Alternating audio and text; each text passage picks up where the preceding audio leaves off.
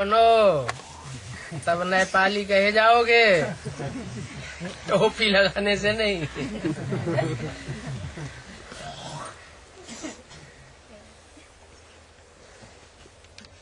आज का रात्रि क्लास है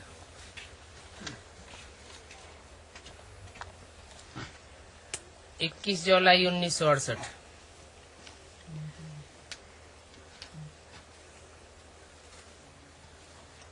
बच्चों ने अनुभव सुनाया, क्योंकि रिफ्रेश होकर के जाते हैं यहाँ से। बाप का मुंह देखते हैं,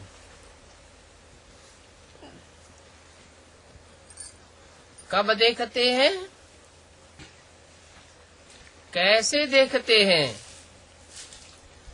इस दादा का मुख देखा तो बाप का मुंह भी देखा।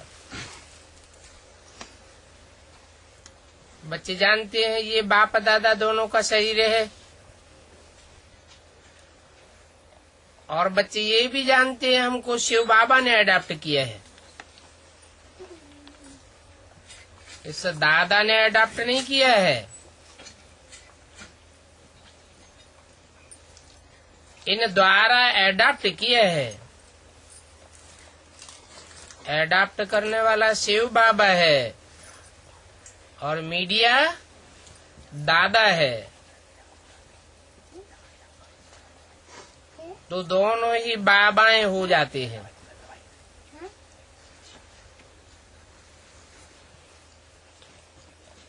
बाबा ने इस बाबा द्वारा तुमको अडॉप्ट किया है, ये ठीक बात है। ये जो पुकारते हैं तुम माता पिता हम बालक तेरे, ये किसके लिए कहते हैं?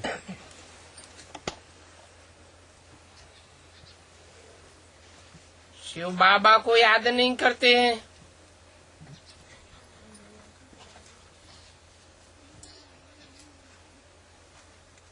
वो तो भक्ति मार्ग है। भक्ति मार्ग में जो गाते हैं तुम माता पिता हम बालक तेरे, वो कोई अनुभव में आने वाली बात नहीं है। ऐसे ही कह देते हैं तुम माता पिता हम बालक तेरे, परंतु ये किसके लिए कहते हैं? तुम भी पुकारते थे माता पिता, तो किसके लिए कहा? भक्ति मार्ग में तो तब जानते ही नहीं थे, कहते थे वो रंग कहते थे, क्योंकि भक्ति मार्ग में महिमा ही रंग करते हैं। बाप को जानते ही नहीं है। बाप को जानते होते तो ठीक कर भीतर में क्यों ठोक देते? बाकी रहा माता पिता, बाप ने समझाया ये माता भी है तो पिता भी है।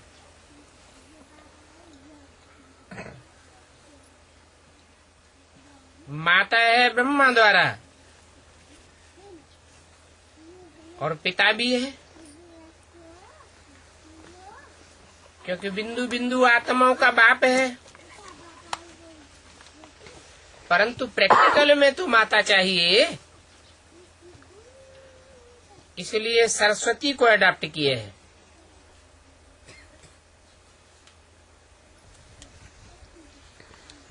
ये दुनिया तो है ही अनराइटियस। सच बात तो बाप ही आकर के सुनाते हैं।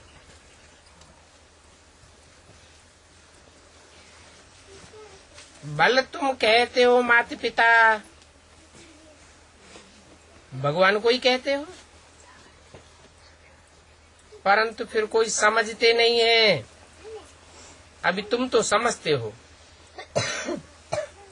तब समझते हो जब बाप ने समझाया है।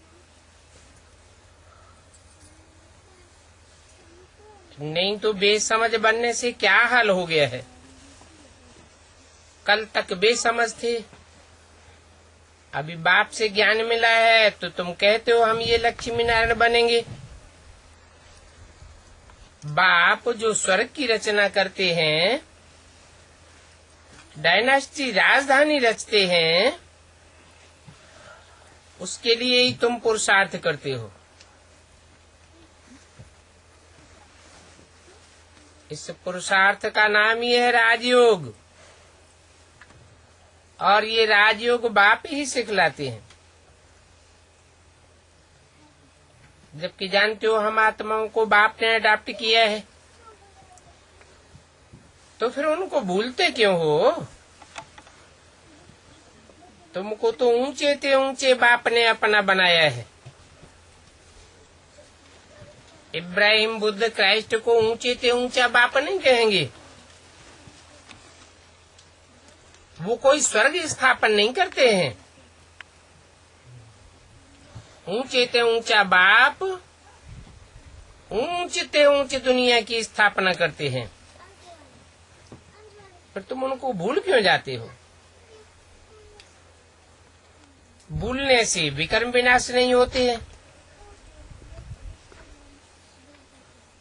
जब कहते हो हम शिव बाबा की संतान हैं,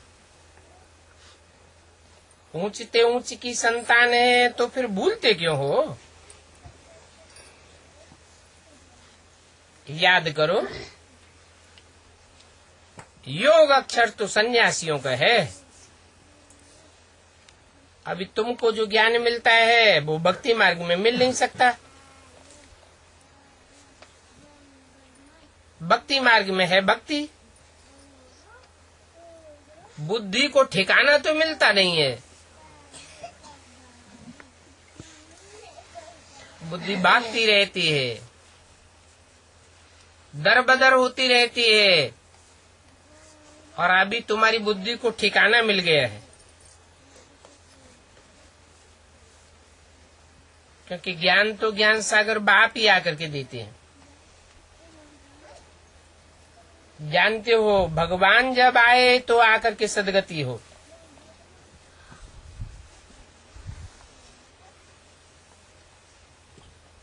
भगवान को सत्य कहा जाता है। सत्य युग स्थापन करने वाला है, सदगुरु है, जरूर सत्य ही सुनावेंगे।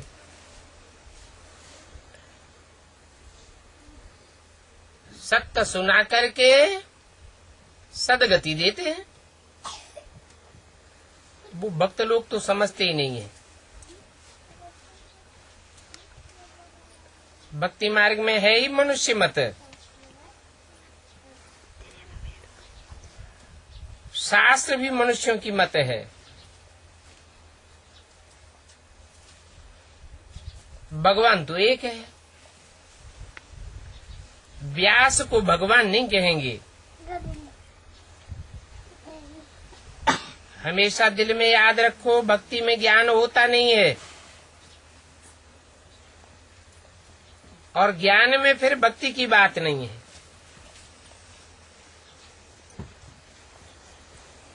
ज्ञान हो गया माना जानकारी हो गई। एक बाप की जब जानकारी हो गई, जो ऊंट से ऊंट बाप है, तो फिर बुद्धि का भागना बंद हो जाना चाहिए। भक्ति खलास। अभी तुमको बाप द्वारा नई दुनिया में जाना है, इस बात का तुमको निश्चय है, तो फिर भूलते क्यों हो? बल माया के तूफान आते हैं, परंतु उन तूफानों से हराना नहीं चाहिए, क्योंकि तुमको साथ ही मिला है सर्वशक्तिवान। बाप समझाते हैं 2-4 रोज के लिए भी तूफान आ जाता है। ऐसे तूफान आते हैं जो बाप की याद ही भुलाई देते हैं। हम विश्व के मालिक बनते हैं वो बात भूल जाते हैं, फिर मुरली सुनते ही नहीं है। जो मुरली सुनने वाले हैं उनको तो याद नहीं भूलनी चाहिए। बहुत बच्चे हैं मुरली नहीं पढ़ते अथवा तो रेगुलर नहीं पढ़ते हैं, रास्ते में कहीं जाते हैं तो मिस कर देते हैं,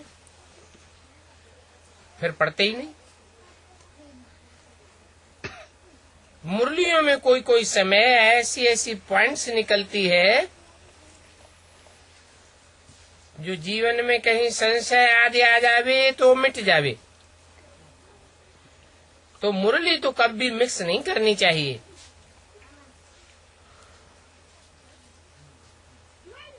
और फिर सुनी हुई मुरली का मंथन भी करना चाहिए और अपना अनुभव दूसरों को सुनाया भी चाहिए। इसको कहते हैं सेवा। बैज पड़ा हुआ हो, उस बैज को देख करके भल कोई पूछे आप कौन सी संस्था के हो, सोशल वर्कर्स हो, बोलो हाँ हम रूहानी सोशल वर्कर्स हैं, हम आत्माओं की सेवा करते हैं। आत्मा कैसे पावन बन करके पावन दुनिया में जावे, हम यह सर्विस करते हैं।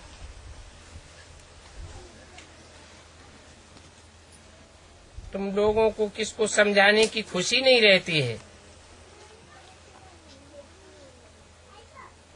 स्टेशन पर कितनी चीजें बेचने के लिए ले जाते हैं,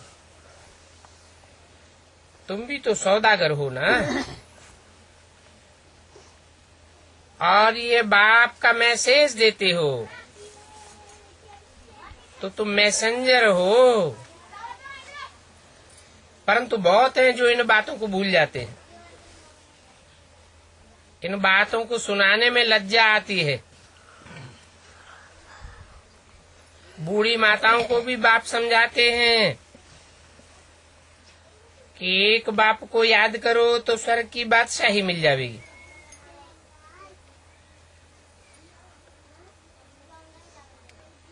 और वह बादशाही तो तब मिलेगी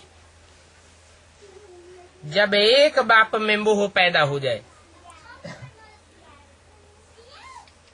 बूढ़ियों को मोह होता है ना, तो मोह उस बाप में होना चाहिए जिससे जन्म जन्मांतर का सुख मिलता है। बाप के तुम बन चुके तो समझो स्वर्ग के मालिक भी हो चुके। परंतु इसके लिए पावन बनना है, और पावन उतना ही बनेंगे जितना याद करेंगे। फिर पद भी अच्छा मिलेगा।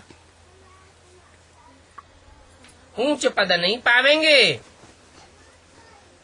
कम पद पावेंगे तो सजाएं ज्यादा खावेंगे। ये गीता का पुरुषोत्तम संगम युग है।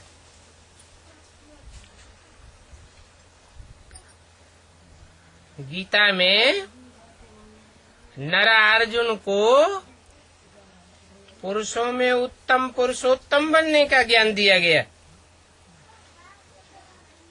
इस बात का किसी को पता नहीं है कि नर अर्जुन कब पुरुषोत्तम बना। उन्होंने तो गीता का एपिसोड द्वापर के अंत में डाल दिया है। अब द्वापर के अंत में भगवान आवेगा तो 16 कला संपूर्ण सपुरुषोत्तम कैसे बनावेगा। द्वापर के बाद तो फिर कलाहीन कलयुग होता है। कलाहीन कलयुग में पुरुषोत्तम कहाँ से आवेंगे?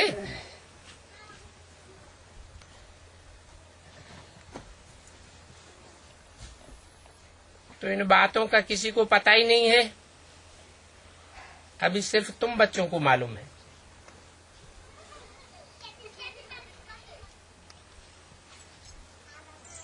जो ज्ञान लेते हो वो दूसरों को सुनावेंगे, सेवा में लगे रहेंगे तो याद भी आती रहेगी, क्योंकि सर्वसेबल बच्चों को बाप याद करते हैं, तो बाप की याद की ताकत मिल जाएगी। हर एक घर में चित्र रखे हुए हों, घर घर में गीता पाठशाला हो, घर के बाहर लिख दो, आकर के समझो, तो 1 सेकंड में बेहद के बाप से विश्व की बादशाही मिल सकती है। कैसे मिल सकती है सो हम बतावेंगे। ऐसी ऐसी बड़ी बड़ी बातें सुनेंगे तो कहेंगे हम जा करके देखें। बोलो, हम बाप का पैगाम देते हैं। जितना औरों की सर्विस करेंगे उतना अपना कल्याण करेंगे। कहते भी हैं धन दिए धन ना खूटे। दूसरों को देते रहेंगे तो अपना ज्ञान पक्का हो जाएगा। बड़े बड़े अक्षरों में लिख दो। तुम अपनी दुकान में भी लिख सकते हो। प्रदर्शनी में सुनते हैं तो ज्ञान की बातें दिल से लग जाती हैं।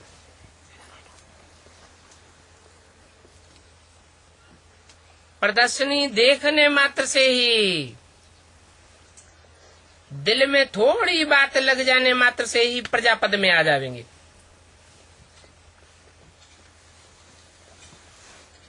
कोई धंधे वाला हो, मिठाई वाला हो, तो बोले ये सबसे फर्स्ट क्लास मिठाई हम तुमको देते हैं। स्वर्ग की बात सुनने से ही मुख मीठा हो जाएगा। ये कोई कम बात थोड़ी ही है। स्वर्ग में जाना, घर बैठे भी मित्र संबंधी आदि बहुत आते हैं, उनकी सेवा करते रहो। सेवा का फील्ड तो बहुत है। अच्छा, बच्चों को गुड नाइट।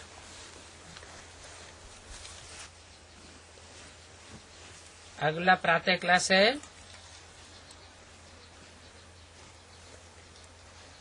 21/7/68।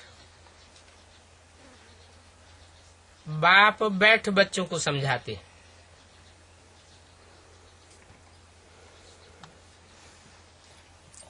क्योंकि जाना तो सबको है और शरीर छोड़ करके जाना है। तो जब जाना ही है, दुनिया का विनाश होना ही है,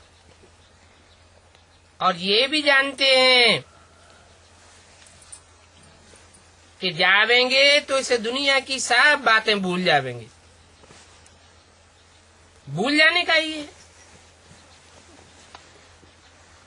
तो ये दुनियादारी की बातें भूल जाना, ये भी एक अभ्यास होता है।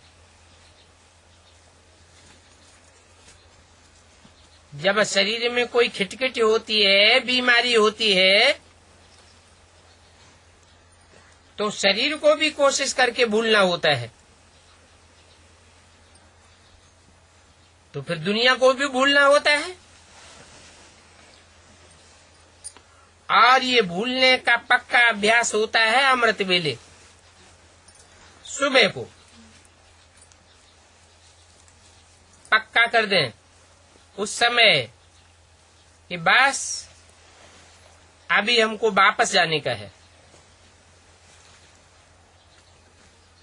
ये वापस जाने का ज्ञान तो बच्चों को मिला है, क्योंकि ये सारी दुनिया छोड़ करके अपने घर में जाना है। घर प्यारा लगता है ना, अपनी राजधानी भी प्यारी लगती है। तो बच्चों को घर की याद में, राजधानी की धुन में बैठना है। सोते हुए, चलते हुए, बैठे हुए बुद्धि में है अभी घर जाना है। इतना भी अगर हो जाए तो जास्ती ज्ञान की दरकार ही नहीं। कोशिश करके इसी वैराग्य की अवस्था में रहना होता है। बल शरीर को कितनी भी तकलीफ होती है तो भी बच्चों को समझाया जाता है कि कैसे अभ्यास करो। ऐसा अभ्यास करो जैसे कि तुम इस दुनिया में हो ही नहीं।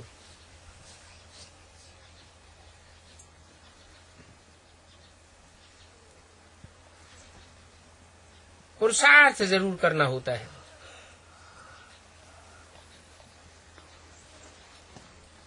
पिछाड़ी में ये दो बातें जाकर के रहती हैं,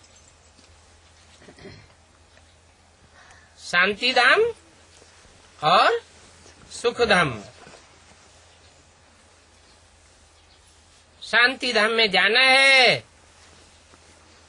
इस दुनिया को छोड़ करके जाना है, और फिर इस दुनिया में वापस नहीं आना है, अपनी राजधानी में वापस आना है। तो जाना है फिर आना है। देखा जाता है इसी याद में रहने से शरीर के जो रोग तंग करते हैं वो भी ऑटोमेटिकली ठंडे हो जाते हैं, क्योंकि घर जाने की, राजधानी में जाने की वो खुशी आ जाती है। कहते भी है खुशी जैसी खुराक नहीं।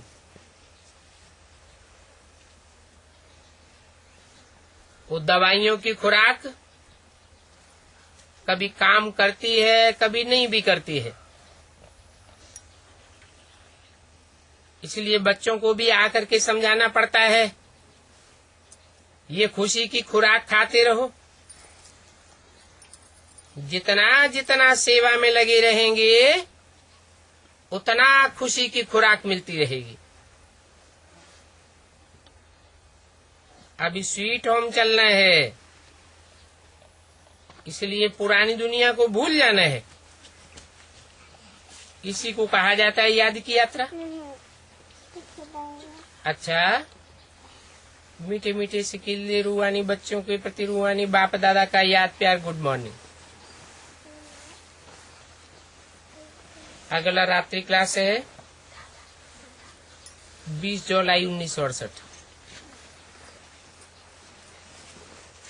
अभी संगम युग पर ही बच्चों को मालूम पड़ता है कि बाप कोई हर युग में नहीं आते हैं, लेकिन 4 युग पूरे होने के बाद, एक कल्प के बाद बाप आते हैं।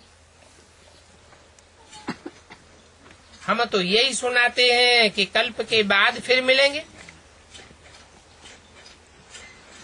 बाप कहते हैं बच्चे अभी सुनते हैं, फिर कल्प के बाद भी बाप से सुनेंगे।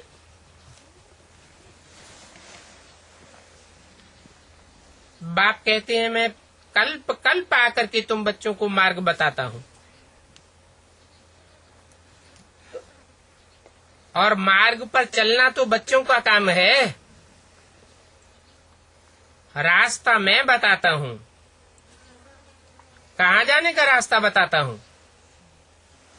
सुखधाम और शांति धाम जाने का रास्ता बताता हूँ।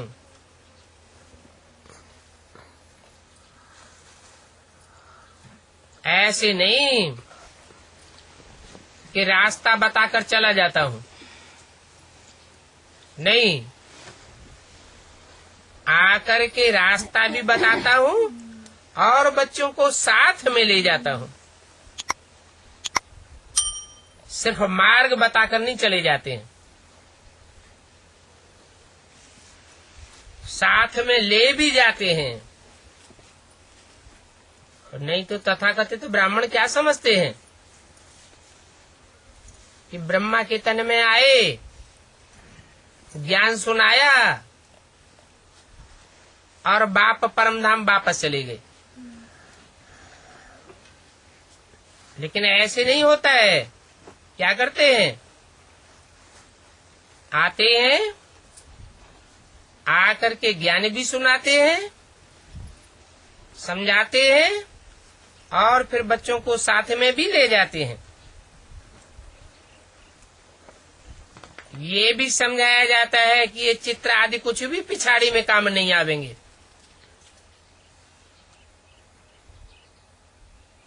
तुमने जो याद की प्रैक्टिस की है वो ही काम में आवेगी।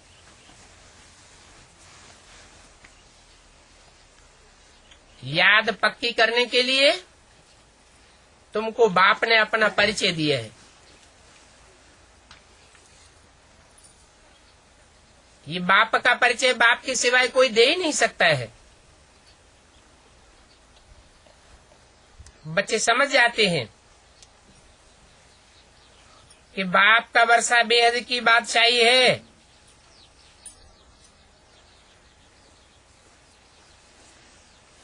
और वो भी पवित्र दुनिया की बादशाही है। और यहाँ भी तुम सब बच्चों को पवित्र बनना है। जो कल मंदिरों में जाते थे, महिमा गाते थे इन लक्ष्मी नारायण की, उन सब को पवित्र रहना पड़े।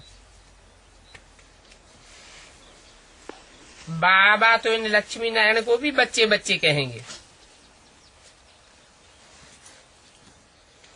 उन्होंने ऊंच बनने की महिमा गाते थे तो जरूर ऊंच बनने का पुरुषार्थ करते हैं। शिव बाबा के लिए ये बातें कोई नई नहीं हैं। तुम्हारे लिए नई बातें हैं, क्योंकि तुम तो जन्म मरण के चक्र में आते आते सब बातें भूल गए।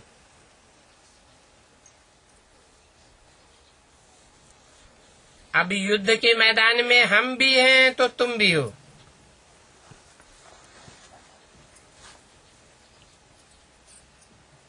हमको और तुमको विकल्प तंग करते हैं। ये किसने बोला? शिव बाबा ने बोला या ब्रह्मा बाबा ने बोला है? ब्रह्मा बाबा ही बोलेंगे कि हमको भी इस समय विकल्प तंग करते हैं और तुमको भी तंग करते। शिव बाबा कहेंगे ये खांसी भी इनके विकर्म का हिसाब किताब है।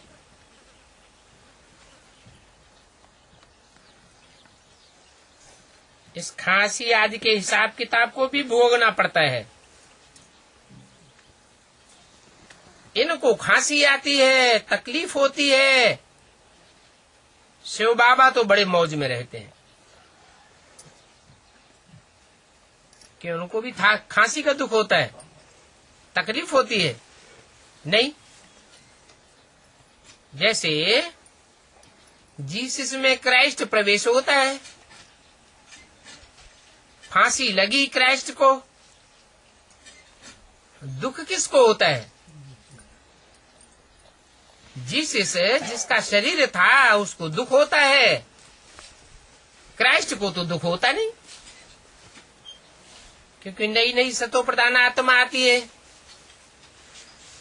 वो आत्मा तो फिर भी पतितम प्रधान बनती है। और शिव बाप तो कभी भी पतितमो प्रधान बनते ही नहीं। तो उनको खांसी आदि का कोई दुख नहीं होता है। उनको संग का रंग भी नहीं लगता है। बाबा तो सदैव मौज में रहते हैं, इसलिए उनके लिए गाया भी जाता है सदा शिव। हम सबको कर्मातीत बनना है।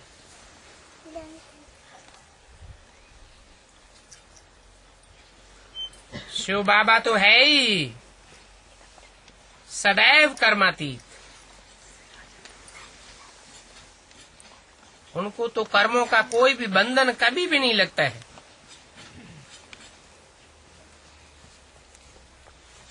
हम तुम बच्चों को माया की तूफान आदि आते हैं, किए हुए पूर्व जन्मों के कर्मों का भोग आ जाएगा। इन बातों को भी समझाना चाहिए, नहीं तो आत्माएं बहुत दुखी होती हैं। समझ में आवेगा तो मानेंगे ये कर्म भोग आदि भी हमारे पूर्व जन्मों का फल है, हम नहीं किए हैं तो हमको ही भोगने पड़ेंगे।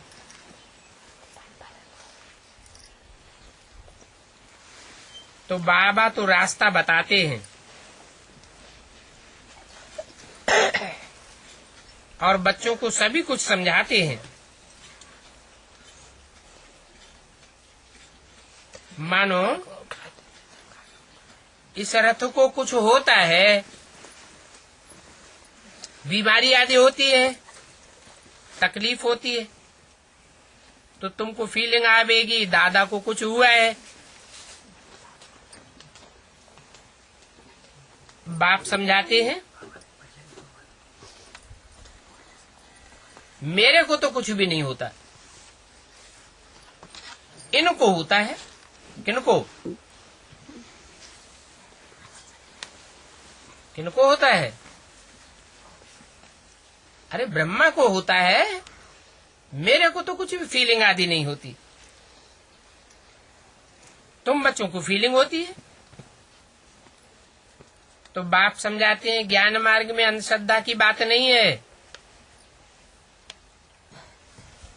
तुमको तो पक्की श्रद्धा बैठी हुई है कि शिव बाप तो कभी जन्म मरण के चक्र में ही नहीं आते हैं। वो तो सदैव परे ते परे की स्टेज में रहते हैं। 5 तत्वों के बंधन में इनकी आत्मा नहीं आती है, इसलिए इनको कोई फीलिंग नहीं आती, कोई परेशानी नहीं होती। फिर ये भी समझाते हैं कि मैं किस तन में आता हूँ, किस तन में आता हूँ। कम जन्म लेने वाले के तन में नहीं आता हूँ। जो ऑलराउंड पार्ट नहीं बजाते हैं उनमें नहीं आता हूँ। मैं सिर्फ उस तन में आता हूँ जो 5000 वर्ष का पूरा चक्कर लगाते हैं।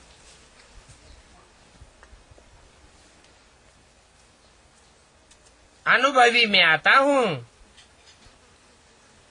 और इनके बहुत जन्मों के अंत के पतित तन में प्रवेश करता हूँ।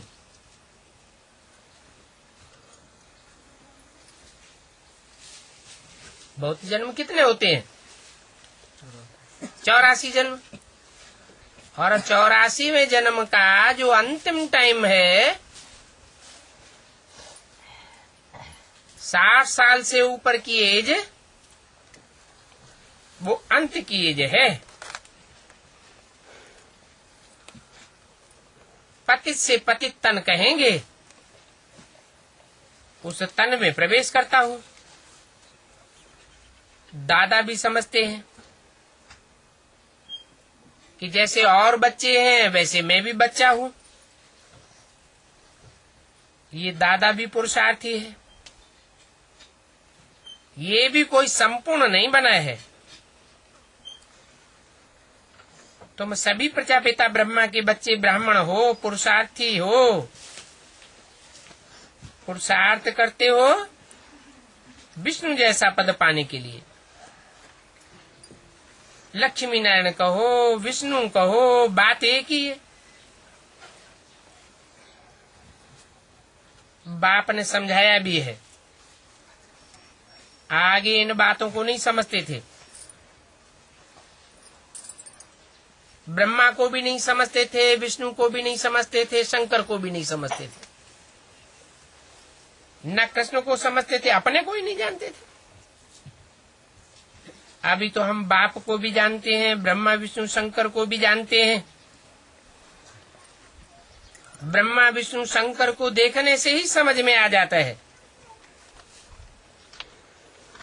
कि ये ब्रह्मा, ये शंकर तपस्या में क्यों बैठे हुए हैं।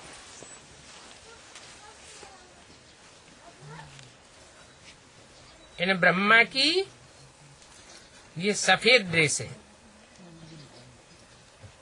इनकी कर्मातीत अवस्था भी यहाँ ही होगी। इन एडवांस तुमको सब साक्षात्कार हो जाता है।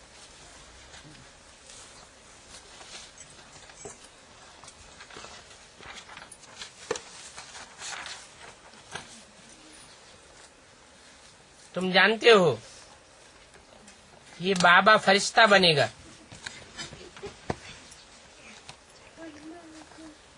अभी तो नहीं कहेंगे कि फरिश्ता है। फरिश्ता तो कहा ही जाता है उनको जिनका फर्श की दुनिया वालों से कोई रिश्ता ना हो।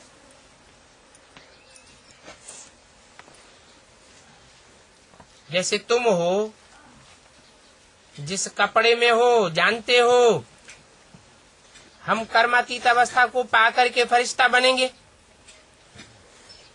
सो भी नंबरवार फरिश्ता बनेंगे। जब तुम फरिश्ता बनते हो तो तुम समझते हो कि अब लड़ाई लगी के लगी।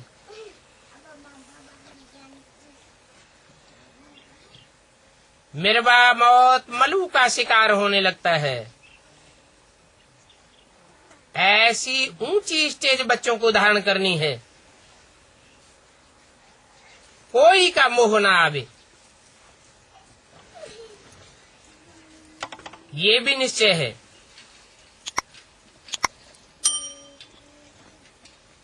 कि हम 84 का चक्कर लगावेंगे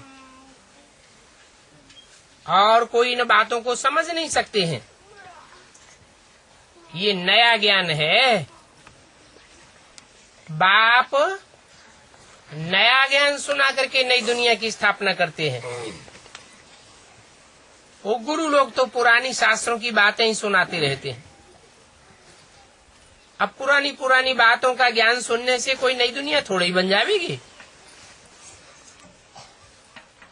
और फिर यहाँ तो बाप पावन बनने के लिए याद भी सिखलाते हैं।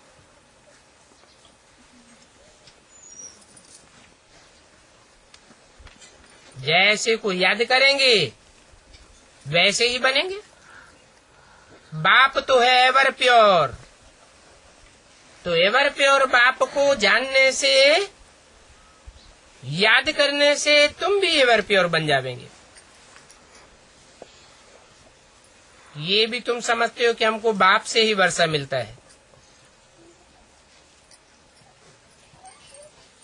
कल्प कल्प ये बाप के बच्चे ही बनते हैं। 84 का चक्कर इन्होंने ही लगाया है। कोई को भी समझा सकते हो। तुम आत्मा स्टार हो, तुम्हारा बाप परमपिता परमात्मा भी स्टार है। अभी उस बाप को याद करो तो उनकी बुद्धि में भी आवेगा। तुमको दैवी प्रिंस बनना है, ऊंची स्टेज पानी है तो ऊंच पुरुषार्थ भी करना है। ये विकार आदि छोड़ देने चाहिए।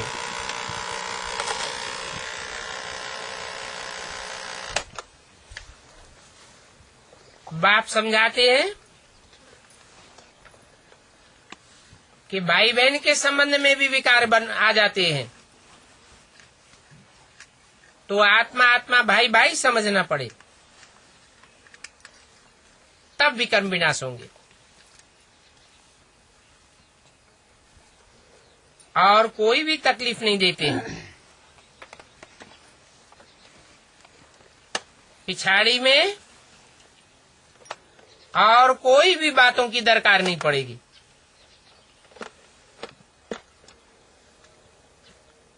ज्ञान का लंबा चौड़ा विस्तार, विस्तार में जाने की बात भी खत्म हो जाएगी। सिर्फ बाप को याद करना है और आस्तिक बनना है।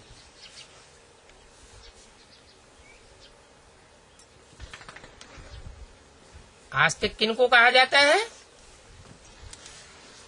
जो बाप को जानते हैं उनको आस्तिक कहा जाता है।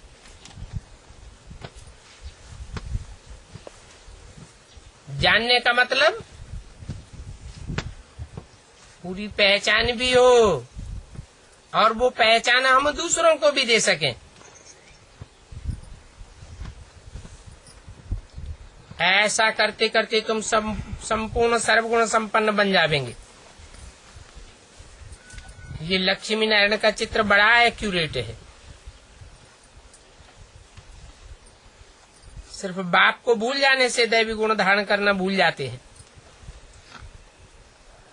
बच्चों को चाहिए कि वो एकांत में बैठ करके विचार सागर मंथन करें। बाबा को याद करने से हमको यह बनना पड़ेगा, ये गुण धारण करने हैं। बातें तो बहुत छोटी हैं, परंतु फिर भी बच्चों को कितनी मेहनत करनी पड़ती है, कितना देह अभिमान आ जाता है। बाप कहते हैं अभी आत्मा अभिमानी बनने की प्रैक्टिस करो, नहीं तो मेहनत अनुभव होती रहेगी। इसलिए आत्मा अभिमानी भव, बाप से ही वर्षा लेना है। बाप को याद करेंगे तो सारा किचड़ा निकल जाएगा। समझते तो हैं, ज्ञान सारा बुद्धि में रहता है, फिर भी बच्चे भूल जाते हैं, क्योंकि ये भूल भुलैया का खेल है। बच्चे जानते हैं बाबा आया हुआ है तो बाबा से बेहद का वर्षा मिलेगा। जिनको इस बात का निश्चय है कि बाबा से बेहद विश्व की बादशाही का वर्षा मिलता है, वो पुरुषार्थ करते हैं। ये भी निश्चय है कि बाप इस रथ में आया हुआ है तो गाते भी हैं, ब्रह्मा द्वारा ये देवता बनना है। ब्रह्मा द्वारा स्थापना करते हैं ना। तुम बच्चे जानते हो अभी ये स्थापना हो रही है। कैसे? ब्रह्मा का शरीर तो छूट गया, फिर स्थापना कैसे होगी? बल शरीर छूट जाता है। जिस शरीर को दाढ़ी मूछ वाला भिखारी ब्रह्मा दिखाया जाता है वो छूट जाता है, परंतु वही ब्रह्मा की आत्मा जब कोई स्त्री चोले में प्रवेश करती है और स्वर्ग के गेट खोलने के निमित्त बनती है तो वो तन पूजा जाता है। ब्रह्मा कहो जगदम्बा कहो, बात तो एक ही है। इतनी सहज बातें भी तुमसे थिरक जाती हैं। बाकी एक अलफ है, बेहद के बाप से बेहद की बादशाही मिलती है। बाप को याद करने से नई दुनिया याद आ जाएगी। अबलाएं कुब्जाएं कोई भी हो, पुरुषार्थ करके बहुत ऊंचा अच्छा पद पा सकती है। करना क्या है? सिर्फ अपन को आत्मा समझ बाप को याद करना है। बाप ने तो रास्ता बताया। कहते हैं अपन को आत्मा निश्चय करो, फिर बाप की पहचान तो मिल गई ना, बुद्धि में बैठ जाता है। ये भी जानते हो कि अभी हमारे 84 जन्म तो पूरे हुए।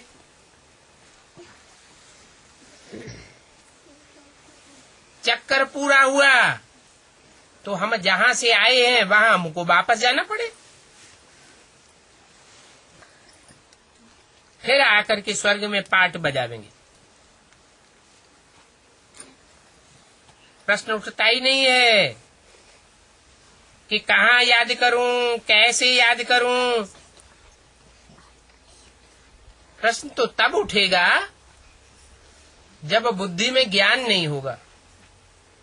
अभी तो तुम्हारी बुद्धि में ज्ञान है कि बाबा परम धाम को छोड़ करके इस सृष्टि पर आया हुआ है, और इस पतित सृष्टि में भी कौन से तन में आया हुआ है ये भी तुम्हारी बुद्धि में है।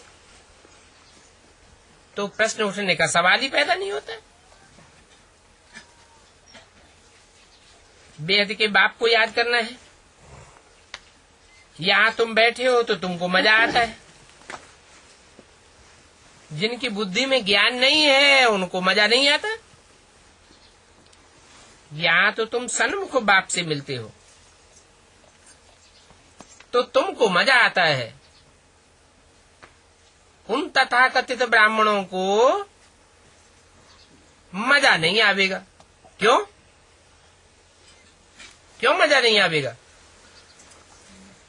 क्योंकि उनके सन्मुख बाप प्रैक्टिकल में है ही नहीं, उनको बाप की पहचान ही नहीं है, मुझ जाते हैं। सोचते हैं शिव बाबा की जयंती कैसे होगी, ये भी नहीं समझते हैं कि शिवरात्रि क्यों कहा जाता है। शंकर रात्रि क्यों नहीं कहा जाता? ब्रह्मा रात्रि कहे, विष्णु रात्रि कहे, नहीं, शिवरात्रि कहा जाता है। क्यों कहा जाता है? क्योंकि दुनिया जब घोर अज्ञान अंधकार में आ जाती है, दुनिया ही नहीं, बाप आकर के जिन ब्राह्मणों की रचना करते हैं ब्रह्मा द्वारा, वो ब्राह्मणों की दुनिया भी घोर अंधियारे में आ जाती है। तब बाप की प्रत्यक्षता होती है।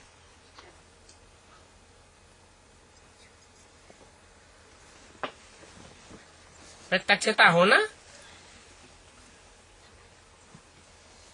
माना दुनिया की नजरों में बाप का आना। आते तो है ना नई दुनिया की स्थापना करने। ये बात समझना तो बहुत सहज है, बच्चे खुद समझते हैं। दैवी गुण धारण करने हैं, ज्ञान लेते रहेंगे और आसुरी गुण धारण करते रहेंगे तो 100 गुना पाप का बोझा चढ़ता जाएगा। मेरी निंदा कराने वाले ऊंच ठौर नहीं पा सकेंगे। बाप की निंदा करावेंगे तो पद भ्रष्ट हो जाएगा। वो सन्यासी लोग तो यूं ही कहते रहते हैं, सदगुरु निंदक ठौर न पावे। वो तो खुद ही घरघाट छोड़ करके जंगलों में घूमते हैं, उनके पास कौन सा ठौर है? ये तो बाप के ठौर की बात है। बाप जब आते हैं तो शांति धाम और सुख धाम का ठौर तुमको दिखाते हैं। तुम तो स्वीट होम के वासी हो, तो बहुत मीठा बनना चाहिए। कोई भी प्रकार की रफ टफ बातें नहीं करनी चाहिए। कोई कुछ भी बोले, तुम रफ टफ बात मत करो। ये कोई दैवी गुण नहीं है, समझना चाहिए। ये तो आसुरी गुण है, प्यार से समझाना होता है। ये तुम्हारा दैवी गुण नहीं है। श्रेष्ठाचारी देवताओं को कहा जाता है, वो श्रेष्ठ आचरण करने वाले होते हैं, भ्रष्ट आचरण नहीं करते हैं जो कोई को दुख हो जावे। श्रेष्ठ इंद्रियों से आचरण करने वाले को श्रेष्ठाचारी कहा जाता है, और भ्रष्ट इंद्रियों से आचरण करने वालों को भ्रष्टाचारी कहा जाता है। भ्रष्टाचारी कहा ही जाता है मनुष्यों को। मनुष्य चंचल मन वाले होते हैं, तो भ्रष्टाचारी भी होते हैं। देवताओं का मन चलायमान नहीं होता है, मन एकाग्र रहता है आत्मा के ऊपर, आत्मिक स्टेज में रहते हैं, तो श्रेष्ठ इंद्रियों से सुख भोगते हैं। इस समय तो कोई भी देवता नहीं है।